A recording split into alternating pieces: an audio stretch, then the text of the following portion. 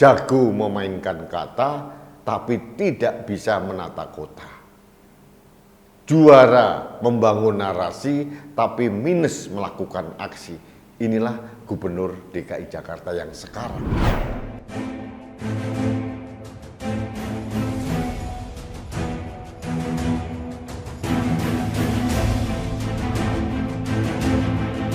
Dan ini aneh, betul-betul aneh.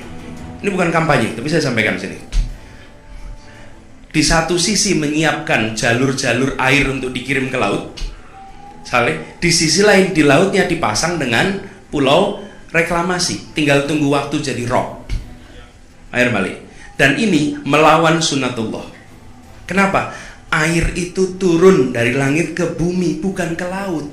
Harusnya dimasukkan ke dalam bumi, masukkan tanah. Di seluruh dunia air jatuh itu dimasukkan ke tanah, bukan dialirkan pakai gorong-gorong raksasa ke laut. Itu laut, itu keliru, itu melawan sunatullah namanya ya. Dimana-mana itu harusnya masuk ke laut nih, sekarang masukin nih. Duitnya nih.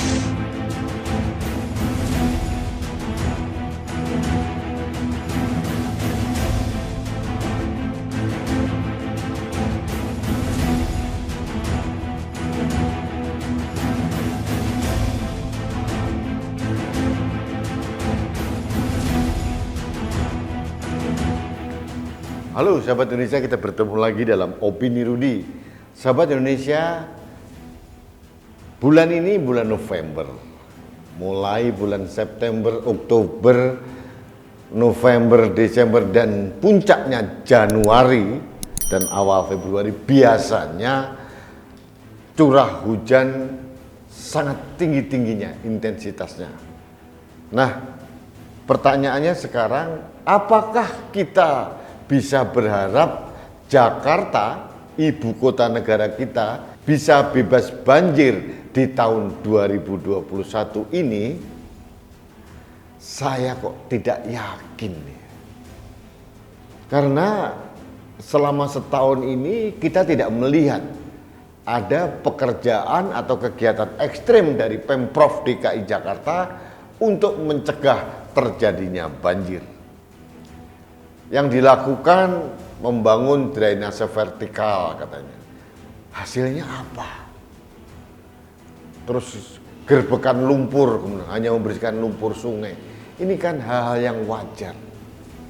Artinya saya sependapat dengan anggota DPR dari fraksi PDIP di DKI Jakarta, Gembong Warsono, yang mengatakan memang sejatinya Anies Baswedan itu adalah ahli menata narasi tapi minus aksi.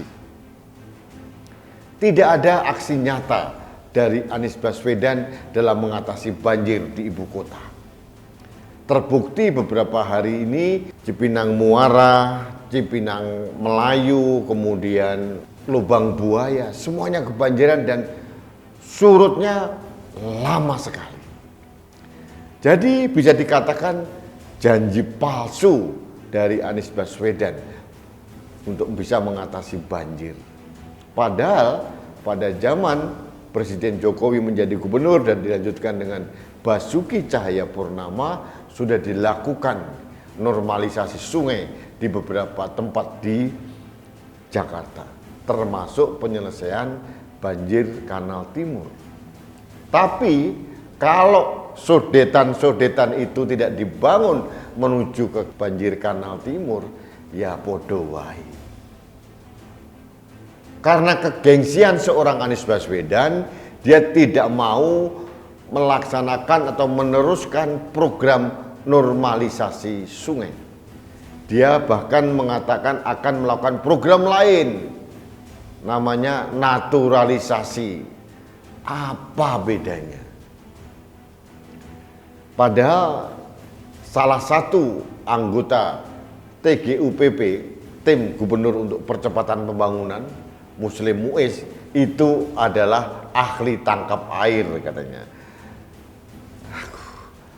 Pak Muslim ini saya kenal dekat, sahabat saya juga, tapi mohon maaf untuk kali ini saya berbeda pendapat karena tidak adanya konsep yang strategis yang nyata hasilnya untuk melakukan pencegahan banjir di Jakarta. Yang dilakukan Anies malah sebaliknya. Contoh, beberapa jalan justru yang tadinya ada tanah-tanah ditutup menjadi pedestrian atau trotoar. Di samping resapannya berkurang, jalan semakin sempit di mana-mana, macetnya luar biasa. Jadi antara narasi dan aksi itu nggak nyambung. Monas itu adalah salah satu wilayah resapan air. Ada beberapa pohon mahoni, trembesi, dan beberapa pohon yang lain. Dipangkas juga, dibangun beton yang dulu rencana untuk Formula E. Ternyata batal, gagal. Jadi memang kita tidak boleh terlalu berharap. Atau bahkan seperti judulnya lagunya Sheila on 7, kita harus berhenti berharap bahwa seorang Anies Baswedan bisa menyelesaikan masalah banjir di Jakarta. Karena apa? Dasarnya apa? Premis saya apa? Karena tidak ada aksi nyata, kegiatan yang sangat real yang bisa dilihat hasilnya selama setahun ke belakang ini. Bagaimana mengatasi banjir? Jadi kita sebagai warga Jakarta ya harus siap-siap saja bahwa inilah resiko, konsekuensi logis dari orang yang dihasilkan dari pilkada ayat dan mayat yang dipilih oleh 58% warga Jakarta, tapi dengan proses yang luar biasa tidak sehat, hasilnya seperti ini. Jago memainkan kata, tapi tidak bisa menata kota. Juara membangun narasi, tapi minus melakukan aksi. Inilah Gubernur DKI Jakarta yang sekarang. Jadi, saya hanya mengajak para sahabat Indonesia yang terhormat, yang kebetulan tinggal di daerah Jakarta, kita harus mulai menata diri untuk mengatasi banjir di lingkungan kecil masing-masing. Karena apa?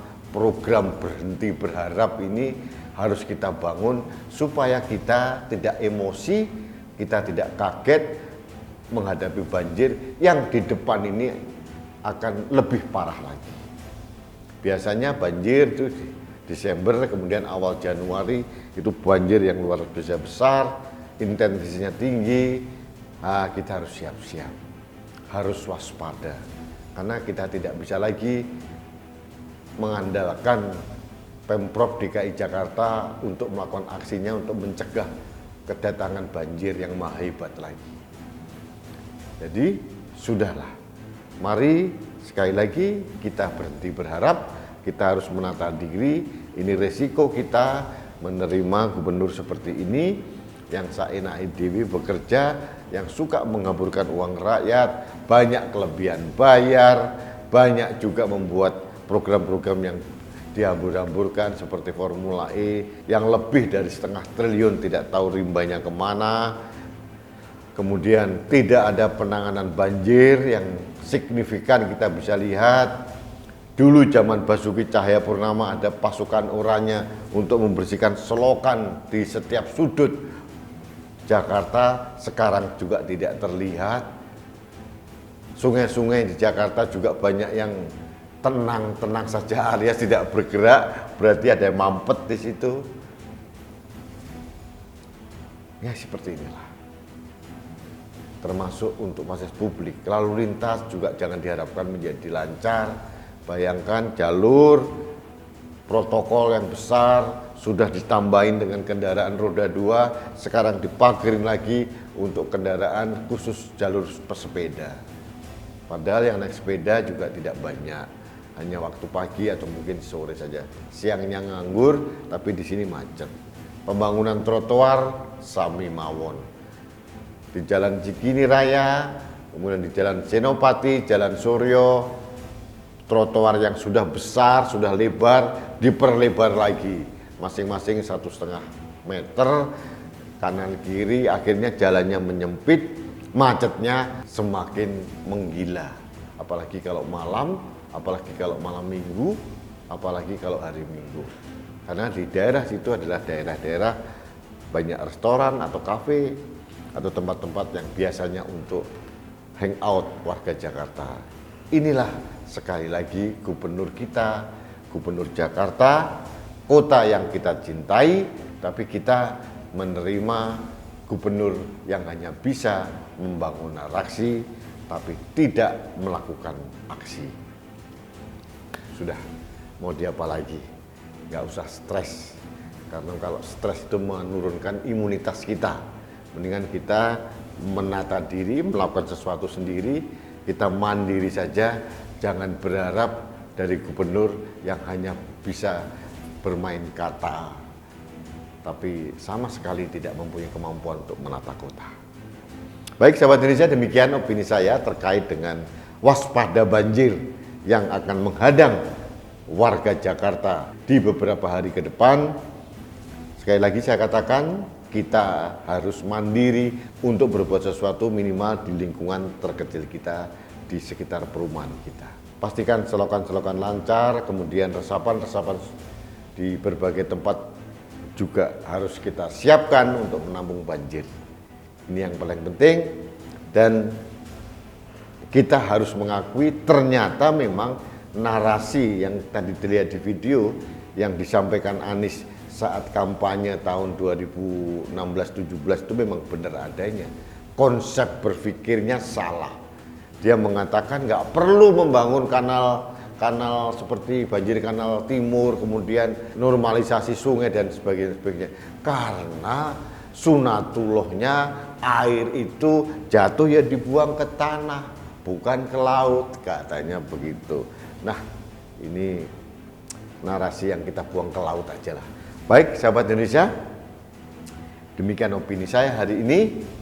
Saya hanya berharap mudah-mudahan Anda sekeluarga sudah mendapatkan vaksinasi COVID-19. Meskipun sudah mendapatkan vaksin, tetap jangan lupa kebiasaan baru kita adalah menggunakan masker di setiap kegiatan, apalagi dalam berinteraksi dengan orang lain. Karena masker saya melindungi Anda, masker Anda melindungi saya, masker kita melindungi Indonesia. Salam satu Indonesia, salam budaya Nusantara, salam toleransi, salam sehat untuk Indonesia. Saya Rudi Eskam.